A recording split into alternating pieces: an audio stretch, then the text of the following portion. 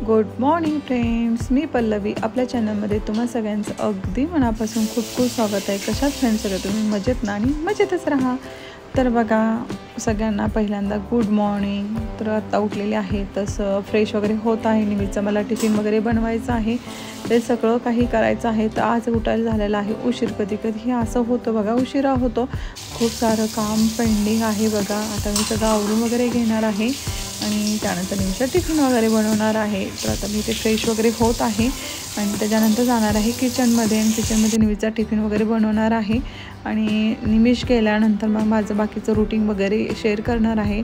खूप साऱ्या गोष्टी पण ह्या ब्लॉगमध्ये शेअर करणार आहे, तर ब्लॉग कंटिन्यू नीट बघा।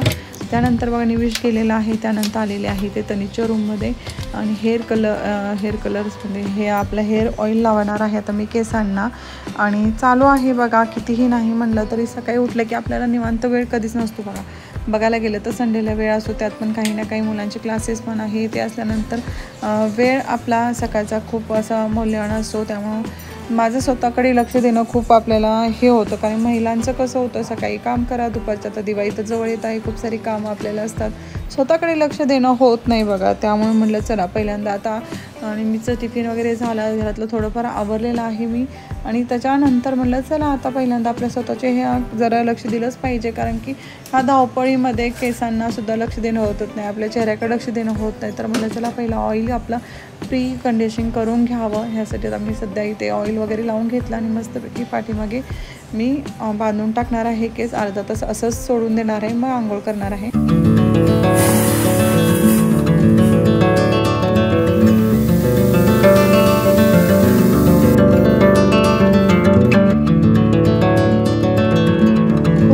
झालं चहा बिस्किट खाल्लेलं नव्हतं, तर चला म्हटलं मस्तपैकी मी असं चहा बनावं, आणि गुड डे बिस्किट आणलेलं होतं, तर चला म्हटलं गुड डे बिस्किट पण खाऊन घ्यावं, खूप दिवस झालं खाल्लेलं नव्हतं, त्यासाठी तर मस्तपैकी गुड डे बिस्किट आणि मस्त यम्मी असा चहा पिणार आहे। कारण खूप दिवस झालं माणसाला असं होतं बघा, खाल्ल्यानंतर कधी वाटतं चला काहीतरी खावं। त्यानंतर आंघोळ वगैरे आलेली आहे, माझी मशीन लावलेली होती, सगळे बेडशीट वगैरे लावलेले होते, ते आता मी हे करून घेत आहे, बेडशीट वाळू घालणार आहे, आणि जे काही रोजचे कपडे असतात ना ते पण आता मशीनला लावून वगैरे घेत आहे। आणि दिवाळी आता जवळ येते, तर खूप सारी कामाची घाई असते बघा माणसाला, कितीही नाही म्हटलं तरी खूप खूप खूप आपल्या लेडीजला काम असतं बघा। जेंट्सचं बघा फक्त पैसे कमवून एवढंच असतं, आणि आपला किराणा माल आपल्यालाच आणायचं, घरातलं आपल्याला सगळं काही आपल्याला बायकांना करावं लागतं, खूप परेशान होते।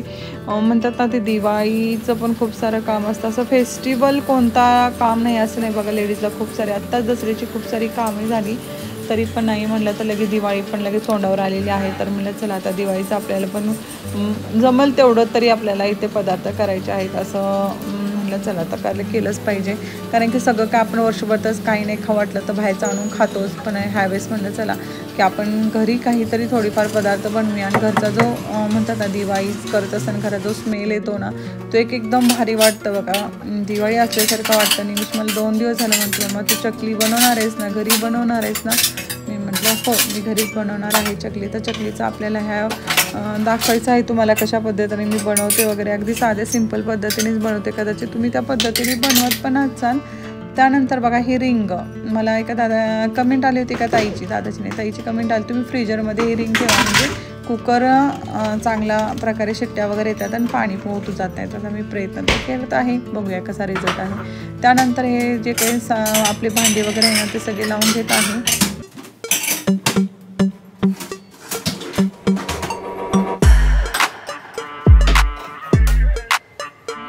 आता बनवायचे आहे आपल्याला चकली, आणि हे मेजरमेंटचं मी खूप आधीच घेतलेलं आहे, कारण आपल्या किचनमध्ये नाही म्हटलं तर हे लागतंच। कधी कधी ग्रॉसरीकडनं पण आपल्या आणायला गेल्यानंतर कधी कमी जास्त प्रमाणामध्ये भेटतं, त्यामुळे कधी कधी आपल्याला डाऊट आलं की चेक करता येतं।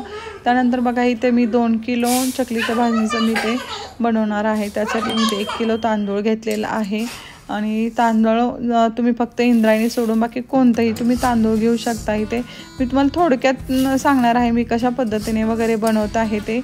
त्यानंतर बघा इथे घेतलेली आहे मुगाची डाळ, नंतर आपली घेतलेलं आहे उडदाची डाळ घेतलेली, सगळं प्रमाण व्यवस्थित मी सांगितलेलं, दोन्ही मिक्स करून ठेवलेलं आहे। त्यानंतर घेतलेला आहे साबुदाणा, आता मी इथे दोन्ही डाळी ज्या आहेत ना ते आता स्वच्छ धुवून घेणार आहे, तांदूळ स्वच्छ धुवून घेणार आहे, आणि ठेवणार आहे नितळायला चाळणीवरती.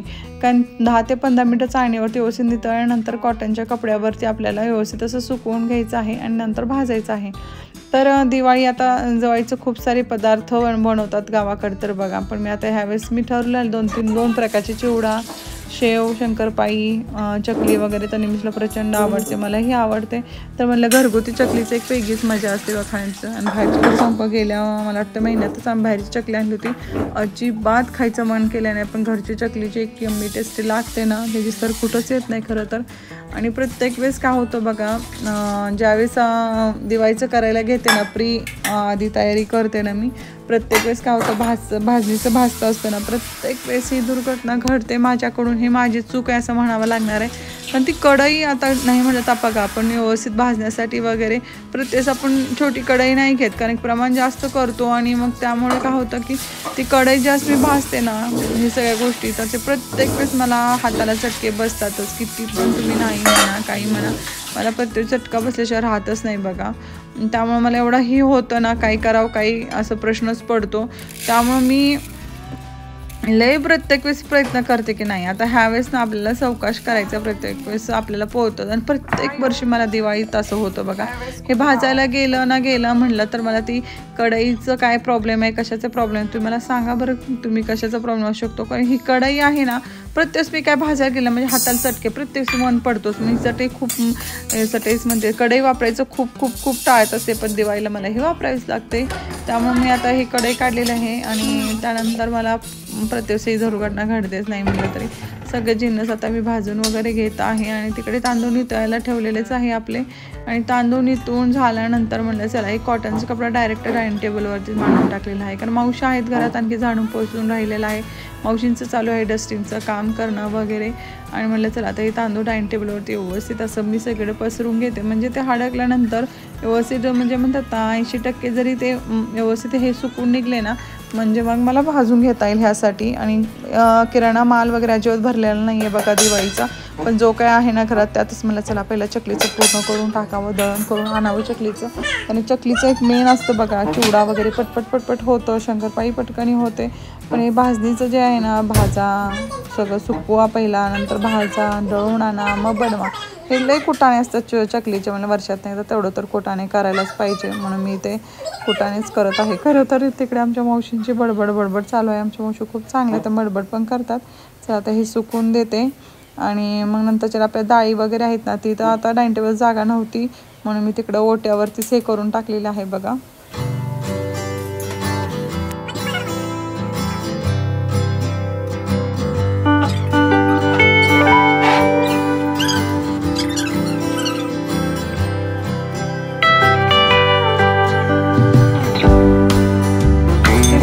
सुकायला ठेवल्यानंतर आलेले आहे किचनमध्ये. आपल्याला काय तेवढं फक्त भाजीचंच काम करायचं का सांगा, बाकीची कामं पण देवायची सोडून बाकीची भरपूर कामं अशी घरात असतात बघा पेंडिंग पडलेलं. त्या दिवशी शेवई आणल्या होत्या विकतच्या, तर त्या काचेच्या भरणीमध्ये भरून घेत आहे. हे असंच असतं बघा, आपल्याला काही एकच काम नाही आहे, भरपूर अशी कामं असतात आपल्याला दिवाळीला. आणि कितीही केलं तरी कोणी म्हणत नाही की हा बाबा करतेस तू, असं तसं नाही. चला आपला एकटा जीव सदाशिव असंच असतं जिंदगी आपली.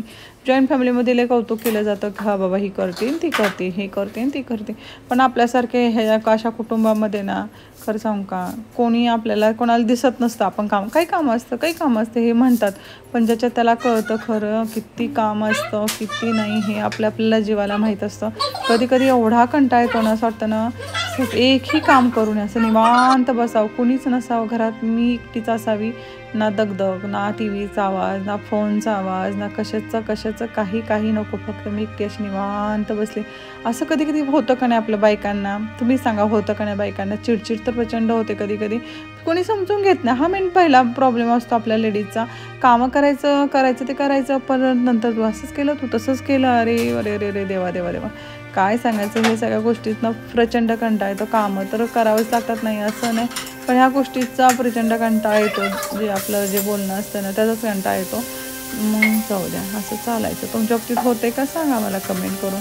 त्यानंतर बघा चालू झालेलं आहे ते मला ॲक्च्युली कसं झालं, तनिषने मिश्राची चपाती आणि टोमॅटोची भाजी असते ना लाल, ती केली होती टिफिनला. मग मला पण ती आवडते. मुलांच्या पप्पाने टिफिन घेऊन गेले नाहीत. त्यानंतर मग पीठं संपलेले आहेत, आणखी दळण पण संपलं आहे बघा. ते दळण पण करायचं मला. किराणा माल आणून दळण करून पीठ आहे. उद्याच्याला आता माहीत नाही काय होणार आहे ते सॅटर्डेचं. आणि त्याच्यानंतर बघा इथे तनिषला आम्ही आयडीचं पीठ मागवलं ब्लिंकिटवरून आणि चटणी केली होती. माझं खोबरं असतेच किसलेलं फ्रीजरमध्ये. मस्तपैकी डोसा चटणी केलेली आहे आणि त्याला दिलं आहे खायला. घरामध्ये ना हरभऱ्याची डाळ आणि पोहे नव्हते, तर तनिषचं जेवण झाल्यानंतर त्याने मला हे दोन्ही आणून दिलं आणि परत मी ते काम करायला घेतलं. कारण की कसं होतं बघा, माझा आणखी किराणा माल भरलेला आहे, मी तुम्हाला बोललेच. तर आता आज किराणा माल वगैरे भरून लिस्ट तर बनवलेली आहेच मी. तर जेवढं काय घरात होतं तेवढं सगळं मी साहित्य होतं म्हणून मी घरात तर चकलीचं करायला घेतलं. फक्त 2 नव्हतं, ते तनिषनं मला आणून दिलं. आणि त्याच्यानंतर बघा आपली डाळ 80% छान पद्धतीने इथे सुकलेली आहे, ड्राय झालेली आहे. तर म्हटलं चला आता भाजून घ्यावं. खूप सारी अशी एकदम म्हणतात ना ड्राय करून घ्यायची गरज लागत नाही, कारण की आपण ह्या कढईमध्ये आपण ते भाजणारच आहोत व्यवस्थित. आणि पहिल्यांदा सुरुवातीला मोठा गॅस करायचा, त्यानंतर लहान गॅस करून खमंग अशी भाजून घ्यायची. आपल्याला डाळ आणि तांदूळ भाजायला वेळ लागतो. सुरुवातीला आपल्याला मोठा गॅस करायचा, नंतर लहान करायचं, कारण की आपण वॉश केलेलं आहे ना आणि ते भाजायला जरा वेळ लागतो. बाकीचे जिन्नस जे घेतलेले आहेत ना ते पटकनी होतं बघा भाजून, पण ह्याला थोडंसं वेळ लागतो. तर सुरुवातीला मोठा गॅस करून लहान केलं तरी आपण खूप छान पद्धतीने होते. आणि त्यानंतर बघा आता हे तांदूळ डाळ भाजून झालेले आहे. त्यानंतर तांदूळ हे करावं म्हटलं, मगाशीच काढलं असतं पण थोडंसंही सुकलं असतं आणखी जास्त, म्हणून मी हे केलं. आणि एके दिवशी आपण सगळी हे पूर्ण भाजणी वगैरे करू शकतो बघा, वॉश करून वगैरे.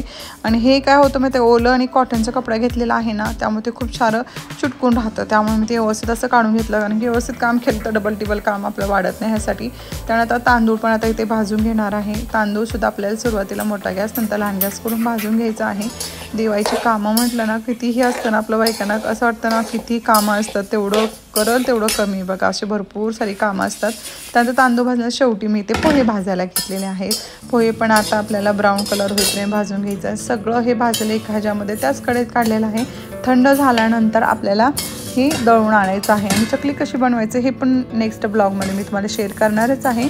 तर चकलीचं प्रमाण पूर्ण व्यवस्थित असं तुमच्यावर मी शेअर केलेलं आहे, तर तुम्ही पण नक्की एकदा करून बघा. खूप भारी आणि टेस्टी यम्मी होते, तेल कसलंही सुटत नाही. आणि चकली बनवल्यानंतर एकदम खाली बघा तेल खूप सारं राहतं, तर असं पण होत राहत नाही. त्यामुळे तुम्ही ट्राय करा. चला तर बाय. आजचा ब्लॉग कसा वाटला नक्की सांगा. नवीन असेल तर सबस्क्राईब करायला विसरू नका. म्हणजे असं हा व्हिडिओ शेअर करा म्हणजे आपल्या चॅनलला कामी पडेल ह्यासाठी. चला तर मग बाय. काळजी घ्या सगळ्यांनी. बाय.